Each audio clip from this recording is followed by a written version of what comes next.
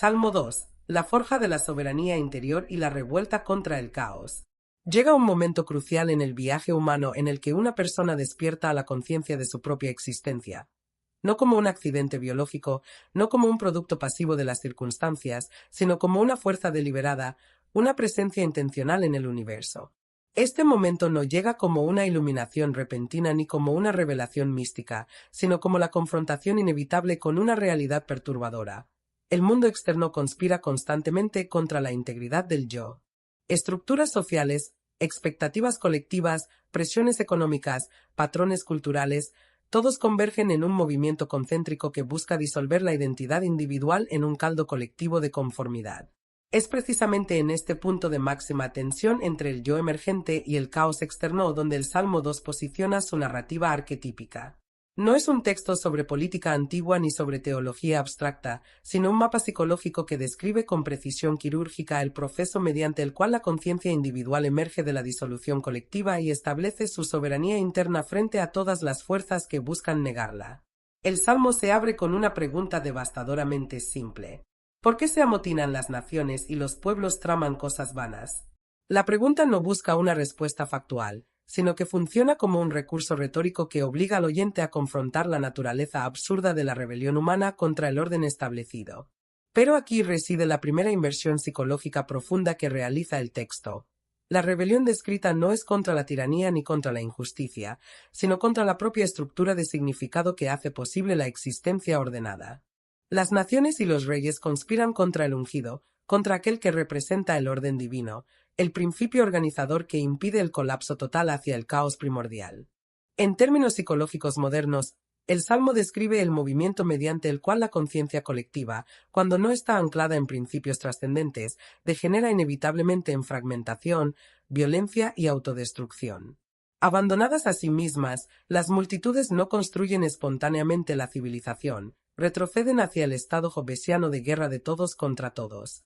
Para comprender la profundidad arcaico-psicológica de este texto, debemos volver a su contexto histórico, no como un ejercicio académico estéril, sino como un método para recuperar capas de significado acumuladas a lo largo de milenios de experiencia humana. El Salmo 2 pertenece a la categoría de los salmos reales, textos compuestos para celebrar la coronación o legitimación de reyes israelitas, probablemente utilizados en ceremonias litúrgicas en el Templo de Jerusalén. La datación precisa sigue siendo objeto de debate, con propuestas que van desde la época davídica hasta el periodo posexílico, pero la estructura interna sugiere un origen dentro de una monarquía ya establecida, cuando Israel poseía una tradición suficientemente desarrollada de realeza sacralizada. Lo que importa aquí no es la precisión histórica absoluta, sino el reconocimiento de que este texto emerge de una cultura que había desarrollado una sofisticada teología política, en la que el rey funcionaba como mediador entre el orden divino y la realidad terrenal, como un axis mundi viviente que conectaba cielo y tierra, trascendencia e inmanencia. La civilización del antiguo Israel, a diferencia de sus vecinos imperiales, desarrolló un concepto singular de monarquía limitada, donde el rey permanecía subordinado a la ley divina y al pacto comunitario.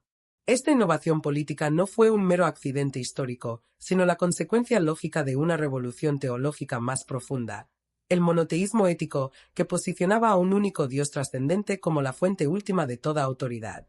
En las culturas circundantes, egipcia, mesopotámica, cananea, el rey era a menudo deificado o considerado hijo literal de los dioses, ejerciendo un poder absoluto y arbitrario. En Israel, el rey era ungido, elegido, pero seguía siendo humano, sujeto a la crítica profética y a la responsabilidad moral. Esta distinción, aparentemente técnica, conlleva implicaciones psicológicas monumentales. Establece el principio de que la autoridad legítima no deriva de la fuerza bruta ni de la conquista militar, sino de la alineación con un orden trascendente de significado y justicia. El rey israelita no era un dios, sino el representante de Dios, y su legitimidad dependía de cuán fielmente encarnara los principios divinos de justicia, misericordia y verdad. El Salmo 2 opera dentro de este marco teológico-político, pero su genialidad reside en cómo trasciende las particularidades históricas para articular verdades psicológicas universales. Cuando el texto describe a las naciones amotinadas y a los reyes conspirando contra el ungido del Señor, no está registrando simplemente un evento político específico, sino codificando un patrón arquetípico que se repite sin cesar en la experiencia humana. la rebeldía del caos contra el orden, de la disolución contra la estructura, de los muchos dispersos contra el uno integrado. En cada individuo que busca desarrollar una identidad coherente, este drama se reproduce.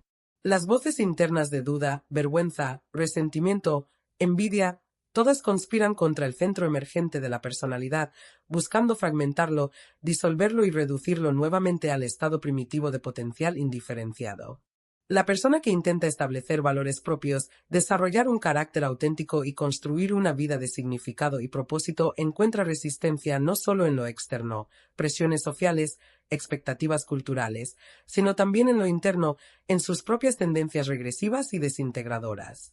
Esta interpretación psicológica ilumina porque el Salmo resuena tan poderosamente a través de culturas y siglos. No es simplemente un texto religioso de una tradición específica, sino un mapa preciso de las estructuras universales de la conciencia humana. Carl Jung describió un proceso similar en su teoría de la individuación, el camino mediante el cual el ego se diferencia del inconsciente colectivo y establece una identidad autónoma sin perder la conexión con fuentes transpersonales de significado. El ungido del Salmo 2 funciona como símbolo de lo que Jung llamaría el sí mismo, self, el centro arquetípico de la personalidad total que trasciende e integra el ego consciente. La rebelión de las naciones representa las fuerzas caóticas del inconsciente personal y colectivo resistiéndose al surgimiento de esta estructura organizadora superior. Así, el drama descrito en el Salmo es el drama de la propia conciencia humana luchando por emerger y mantenerse coherente frente a fuerzas que constantemente amenazan con disolverla. La estructura del Salmo 2 revela una notable sofisticación literaria que refuerza su contenido psicológico. El texto se divide en 4 secciones claramente delimitadas, cada una presentando una perspectiva distinta del conflicto central. La primera expone el problema, la rebelión de las naciones contra el ungido. La segunda desplaza la mirada a la perspectiva divina, mostrando cómo Dios se burla de los conspiradores y afirma su elección del rey en Sión. La tercera da voz al mismo ungido, que proclama el decreto divino de su filiación y autoridad universal. La cuarta ofrece una exhortación final a los reyes de la tierra para que se sometan sabiamente antes de que sea demasiado tarde. Esta estructura cuadripartita no es un adorno estético, sino un método deliberado de presentar el conflicto desde múltiples ángulos, obligando al oyente a confrontar la realidad desde todas las perspectivas implicadas. Esta comprensión tiene profundas implicaciones prácticas para la aplicación contemporánea. No necesitamos una monarquía sacralizada para beneficiarnos de la sabiduría psicológica codificada en el Salmo. Cada uno de nosotros enfrenta momentos de transición en los que debemos asumir una nueva identidad, un nuevo papel, un nuevo nivel de responsabilidad. La persona que se convierte en padre o madre por primera vez, el profesional que asume un cargo de liderazgo, el estudiante que se gradúa e ingresa al mundo adulto, el individuo que supera una adicción y reconstruye su vida, todos enfrentan la necesidad de una muerte simbólica de la identidad anterior y el nacimiento de un nuevo yo. El Salmo 2 ofrece un mapa para esta transición. Reconoce que habrá resistencia, tanto interna como externa. Voces de autosabotaje conspirarán contra el nuevo yo que está emergiendo. Habrá tentación de volver a lo familiar, incluso cuando lo familiar es disfuncional. Habrá momentos de duda sobre si realmente somos capaces de sostener la nueva identidad. Pero el Salmo insiste en que, si anclamos la transición en conexión con algo que nos trasciende, en alineación con principios que reconocemos como verdaderos y buenos, entonces podremos navegar este pasaje con éxito. La aplicación práctica del Salmo para desarrollar fortaleza interior comienza con el reconocimiento honesto de nuestra condición actual. ¿Qué fuerzas caóticas, internas o externas, conspiran contra nuestra integridad? ¿Qué voces nos dicen que no somos suficientes, que no merecemos éxito, que debemos permanecer pequeños y seguros? ¿Qué patrones de comportamiento, heredados de la familia o la cultura, nos mantienen atrapados en ciclos destructivos? La primera tarea es nombrar estas fuerzas con claridad. No puedes someter a un enemigo cuya existencia te niegas a reconocer. Esto requiere una práctica de autoexamen honesto que puede ser dolorosa. Debemos confrontar no solo circunstancias externas que nos limitan, sino también nuestra propia complicidad en mantener esas limitaciones. A menudo descubrimos que somos nuestros propios carceleros, que hemos construido prisiones psicológicas elaboradas y luego culpamos a otros por nuestro encarcelamiento.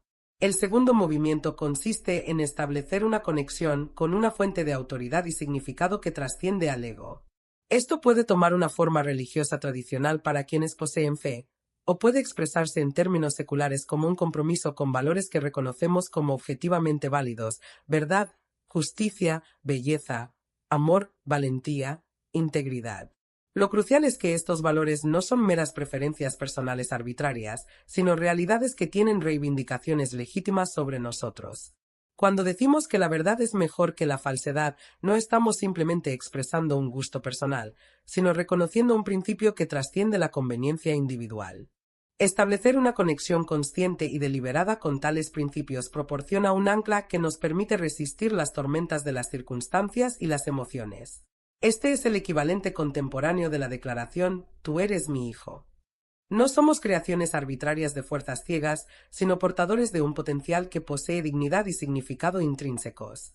El tercer movimiento consiste en asumir autoridad sobre el propio desarrollo.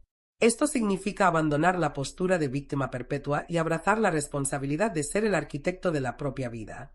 Incluso cuando las circunstancias son realmente opresivas, incluso cuando los obstáculos son reales y significativos, queda un espacio de agencia en el que podemos elegir cómo responder, qué actitud adoptar, qué significado asignar a la experiencia.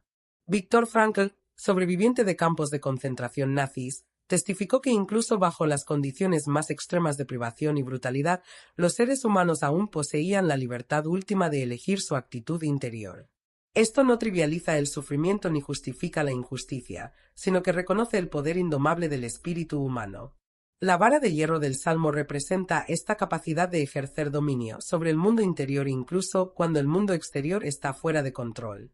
Significa desarrollar disciplina para regular emociones, entrenar la atención, cultivar virtudes y perseguir metas a largo plazo a pesar de dificultades a corto plazo.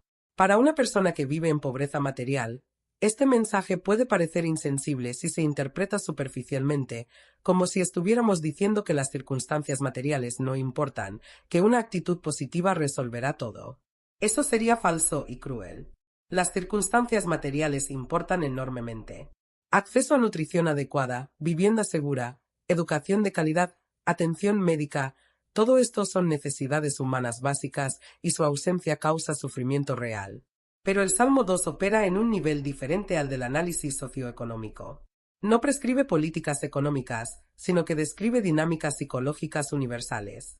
Incluso mientras luchamos por cambiar las circunstancias materiales, incluso cuando participamos en activismo social legítimo, el individuo todavía enfrenta la tarea de mantener la integridad psicológica, de no permitir que la opresión externa destruya el sentido interno de dignidad y agencia. Esta es la diferencia entre la resiliencia que posibilita resistencia sostenida y el colapso que conduce a la desesperación paralizante.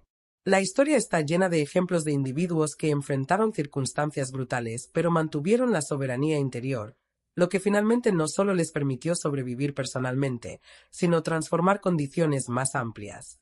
Nelson Mandela pasó décadas en prisión, pero utilizó ese tiempo no para revolcarse en la autocompasión, sino para cultivar cualidades de carácter que finalmente le permitieron liderar una nación a través de una transición extraordinariamente difícil. Malala Yousafzai, baleada por extremistas por defender la educación de niñas, transformó el trauma en una plataforma para la defensa global. No son superhumanos con poderes especiales, sino personas que cultivaron fortaleza interior mediante prácticas específicas de autodisciplina, conexión con un propósito trascendente y negativa a ser definidas por las circunstancias.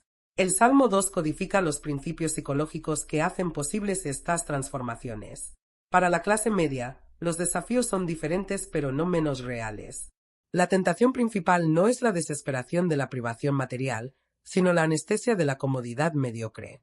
Es posible vivir toda una vida en un estado de distracción cómoda, sin confrontar nunca preguntas profundas de significado y propósito, simplemente deslizarse de una obligación social a otra. El trabajo paga las cuentas pero no enciende pasión. Las relaciones son funcionales pero no profundas. El entretenimiento llena el tiempo libre pero no nutre el alma. Hay una sensación perpetua de que la vida real está por comenzar, pero de alguna manera nunca comienza. El Salmo 2 confronta esta existencia a medias con urgencia. Ahora, pues, sed sabios. No hay tiempo ilimitado. La vida que vives ahora es la única que tienes. La rebelión que necesita ser confrontada quizás no sea contra una tiranía externa evidente, sino contra la tiranía más sutil de expectativas internalizadas, miedo al juicio ajeno y preferencia por la seguridad familiar sobre la posibilidad desconocida. Establecer la soberanía interior en este contexto significa tener el coraje de cuestionar el guión de vida escrito por otros, explorar territorios de significado y posibilidad que pueden ser incómodos pero auténticos, construir una vida que sea una expresión genuina de los valores y aspiraciones propios, en lugar de conformarse con modelos prefabricados. Para la clase alta, paradójicamente, los desafíos pueden ser aún más agudos porque los abundantes recursos materiales crean la ilusión de que los problemas más profundos de significado pueden resolverse mediante adquisición y experiencia. Sin embargo, como reconocieron filósofos desde Buda hasta Schopenhauer, satisfacer los deseos materiales no produce felicidad duradera, solo genera nuevos deseos en un ciclo interminable. Una persona que tiene todo lo que el dinero puede comprar pero carece de un propósito trascendente suele experimentar un vacío existencial más agudo que alguien que aún lucha por necesidades básicas. El Salmo 2 ofrece un antídoto a este vacío en forma de sumisión a una autoridad trascendente, no la autoridad de otro ser humano o institución, sino la autoridad de principios y valores reconocidos como legítimamente superiores a los caprichos personales. Esto puede significar dedicar recursos no solo a acumular más comodidad, sino a causas que sirvan al bien común. Puede significar usar el privilegio no para el aislamiento, sino para la defensa de los sin voz. Puede significar adoptar disciplinas espirituales que cultiven profundidad interior en lugar de perseguir la siguiente experiencia extravagante. La dimensión simbólica del Salmo 2 se extiende mucho más allá de aplicaciones individuales para iluminar dinámicas colectivas y políticas. La imagen de las naciones que se rebelan contra el orden establecido resuena poderosamente a lo largo de la historia humana. Toda revolución, todo movimiento de reforma, todo desafío al statu quo recapitula este patrón arquetípico. La pregunta crucial es cómo distinguir entre la rebelión legítima contra un orden injusto y la rebelión destructiva contra el orden mismo. Esta distinción no siempre es clara y requiere un cuidadoso discernimiento moral. Los padres fundadores de Estados Unidos, que se rebelaron contra la corona británica, justificaron sus acciones apelando a principios trascendentes de derechos naturales y el consentimiento de los gobernados. No rechazaban el gobierno como tal, sino afirmaban el derecho a un gobierno que respetara la dignidad humana fundamental. Contrástese esto con movimientos revolucionarios que prometen destruir todas las estructuras existentes sin articular una visión clara de un orden alternativo. Tales movimientos invariablemente degeneran en violencia caótica porque no existe un principio organizador que reemplace lo que fue destruido. El Salmo 2 también ilumina la naturaleza de la autoridad legítima en términos que trascienden arreglos políticos específicos. La figura del ungido representa una autoridad derivada no del poder bruto o la conquista militar, sino de la alineación con un orden trascendente de significado y justicia. Este es un principio revolucionario que socava todas las formas de tiranía. Ningún gobernante humano puede reclamar obediencia absoluta, porque todos los gobernantes humanos están sujetos a estándares de justicia que los trascienden. Esta fue la percepción fundamental que animó la tradición del derecho natural y los derechos humanos, que eventualmente desafió la esclavitud, defendió la libertad religiosa y estableció límites al poder gubernamental.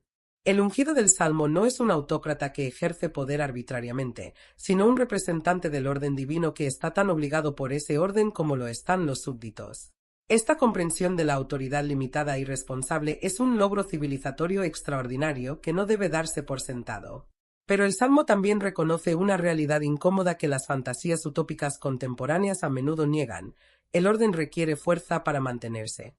La vara de hierro no es solo una metáfora, sino un reconocimiento de que existen fuerzas destructivas, tanto internas como externas, que no pueden ser persuadidas o negociadas, sino que deben ser sometidas. En el nivel social, esto corresponde a la necesidad de instituciones de justicia penal, de fuerzas de seguridad capaces de proteger a los inocentes de los depredadores, de la disposición a defender la civilización contra amenazas que buscan destruirla. La ilusión pacifista de que el amor y el diálogo pueden resolver todos los conflictos es ingenua y peligrosa. Hay individuos y movimientos impulsados no por malentendidos que puedan corregirse mediante mejor comunicación, sino por patologías psicológicas o compromisos ideológicos que los hacen impermeables a la razón. Enfrentar tales amenazas requiere fuerza y la disposición a usarla de manera decisiva.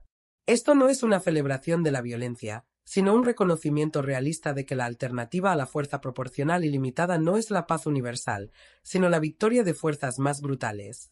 Esta tensión entre misericordia y justicia, compasión y fuerza, perdón y responsabilidad se extiende a lo largo de la tradición sapiencial y sigue siendo un dilema central de la ética personal y política.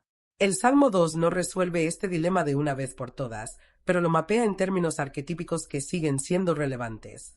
Hay un tiempo para la negociación y un tiempo para la confrontación decisiva. Hay situaciones en las que la paciencia es una virtud y situaciones en las que la paciencia es complicidad. Discernir cuál es cuál requiere sabiduría práctica que no puede reducirse a fórmulas simples, sino que debe cultivarse mediante experiencia, reflexión y apertura a la guía trascendente. El viaje que el Salmo 2 describe no es lineal ni simple. No se trata de aplicar 3 pasos fáciles y lograr iluminación instantánea. Es un proceso de toda la vida que implica avances y retrocesos, victorias y derrotas, claridad y confusión. La rebelión de las naciones no ocurre una vez y luego termina, sino que es una tentación perpetua de negar la estructura, rechazar la responsabilidad y buscar escape en la fantasía o la distracción. La necesidad de restablecer la soberanía interior, de reconectar con una fuente trascendente de significado, de ejercer disciplina sobre impulsos caóticos, esta necesidad vuelve a surgir cada día. El Salmo reconoce esto en su estructura dramática, que no ofrece una resolución definitiva final, sino un ciclo de conflicto, afirmación divina, proclamación de autoridad y exhortación a la sumisión, un ciclo que invita a la reescenificación continua. Esta cualidad cíclica hace que el texto sea particularmente adecuado para el uso litúrgico repetido.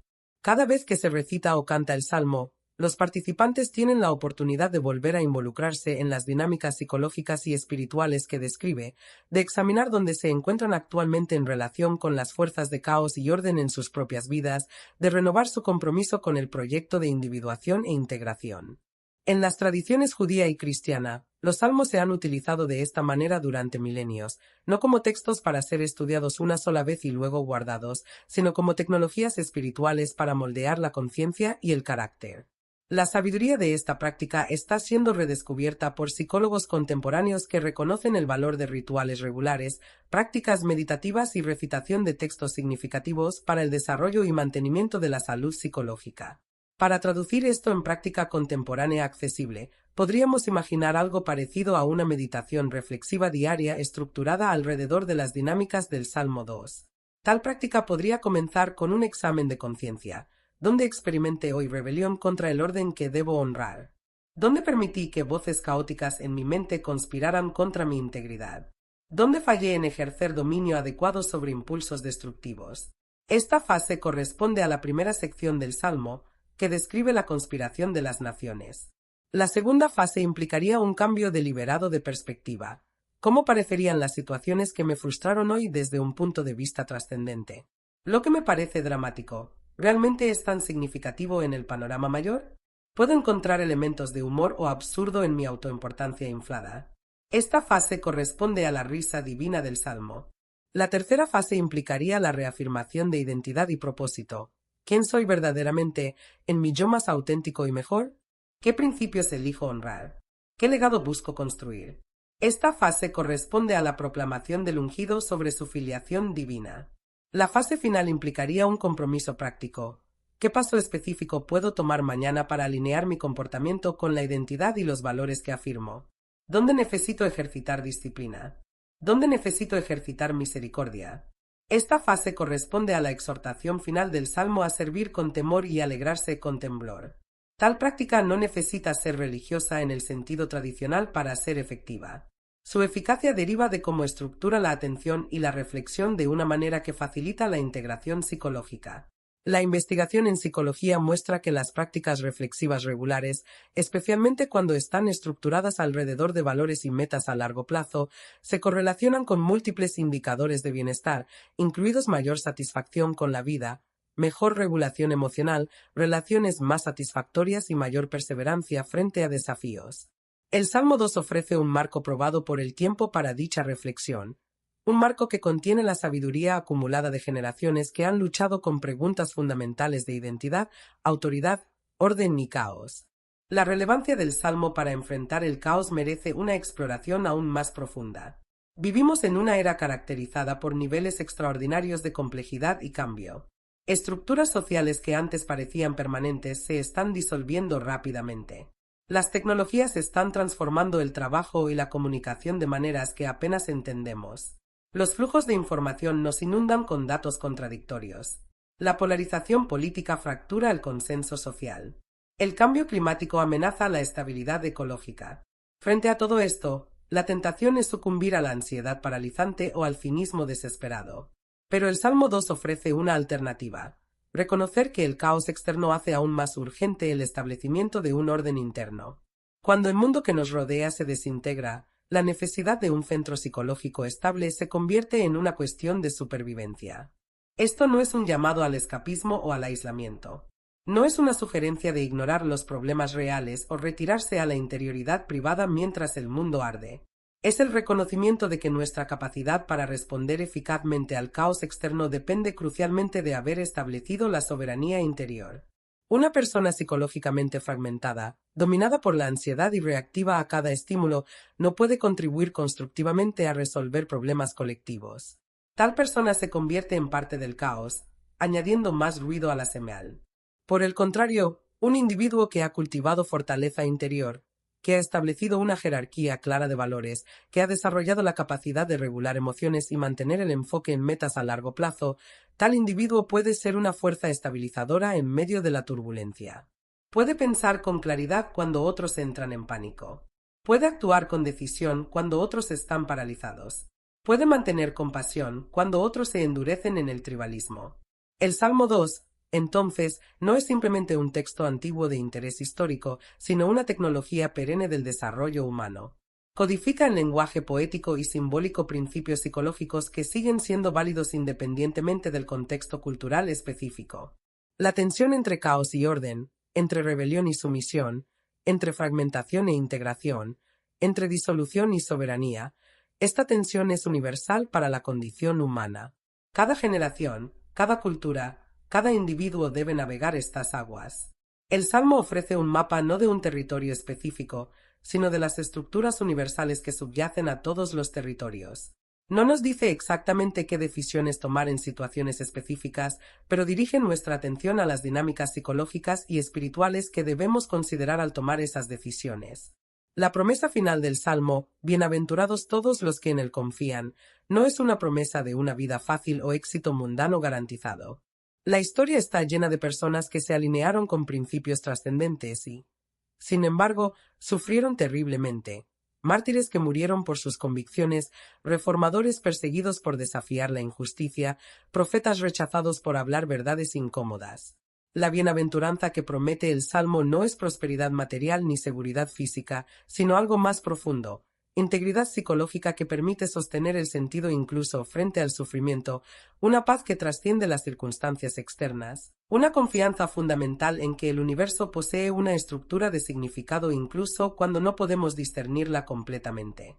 Esta es una forma de bienaventuranza que ningún acontecimiento externo puede destruir, porque no depende de circunstancias externas.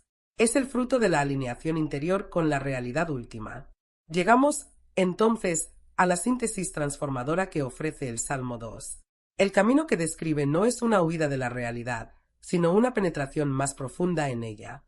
No es una negación del caos, sino una confrontación honesta con él y el desarrollo de la capacidad para enfrentarlo sin ser disueltos por él. No es un rechazo de la autoridad, sino el reconocimiento de que la autoridad auténtica deriva de la conexión con un orden trascendente de significado y justicia. No es pasividad frente a la injusticia, sino el cultivo de la fortaleza interior que permite una resistencia sostenida. No es individualismo narcisista, sino una verdadera individuación que reconoce que la autonomía madura coexiste con la interdependencia responsable. No es certeza arrogante, sino confianza humilde en una fuente de significado que nos trasciende.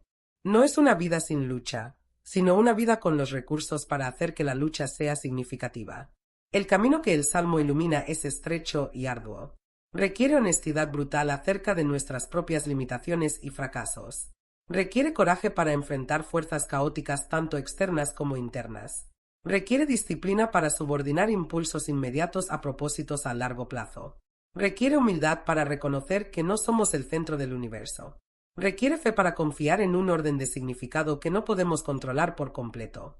Pero este camino, por difícil que sea, es el único camino hacia una vida verdaderamente humana, una vida que trasciende la mera supervivencia biológica y alcanza dimensiones de significado, propósito y dignidad.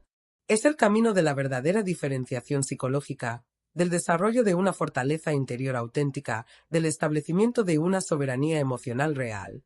Es el camino que el Salmo 2 mapea con extraordinaria claridad para quienes tienen ojos para ver y oídos para escuchar. Y es un camino abierto a todo ser humano, independientemente de las circunstancias materiales o el estatus social, porque es un camino de transformación interior que ninguna fuerza externa puede impedir definitivamente. Bienaventurados todos los que en él confían, no porque sus vidas serán fáciles, sino porque sus vidas tendrán un significado que ninguna adversidad podrá destruir, porque habrán establecido un fundamento que ninguna tormenta podrá sacudir, porque habrán encontrado un centro que ningún caos podrá desplazar. Esta es la promesa y el desafío del Salmo 2, una invitación perpetua a abrazar el viaje de convertirse en plenamente humano, plenamente vivo, plenamente soberano en medio del inevitable caos de la existencia.